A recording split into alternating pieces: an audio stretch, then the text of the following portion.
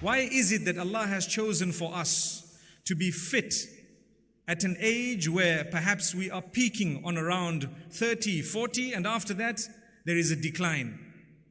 Why is it that Allah subhanahu wa ta'ala did not keep us upon a level of fitness, a level of perhaps looks, where we are looking young and healthy throughout our lives? Why does it have to be a graph that starts off in weakness and ends in weakness?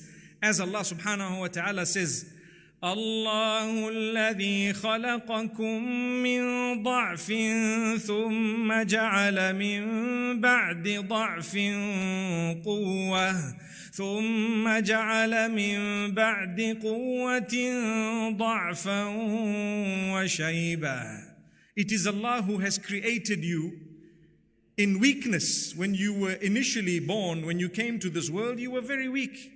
You were young. You depended on other human beings. Allah made you and gave you parents for a purpose. If He wanted, He could have created you in a way that you were already independent. You did not need anyone, but you needed someone to look after you from a very early age.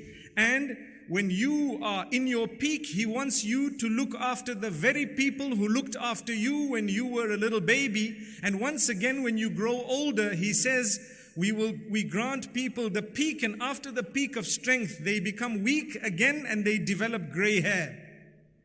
So when you are old, those whom you have now given birth to are asked to look after you. Subhanallah. And it continues up to the end. It's the plan. There surely is a master plan in that. And if we sit for a moment and ponder, we will realize that it's the continuity. That means it's a test. You will never ever perhaps agree with everything your parents do, even if they are non-Muslim, even if they are involved in something unacceptable. It does not stop you from being kind or decent or good to them.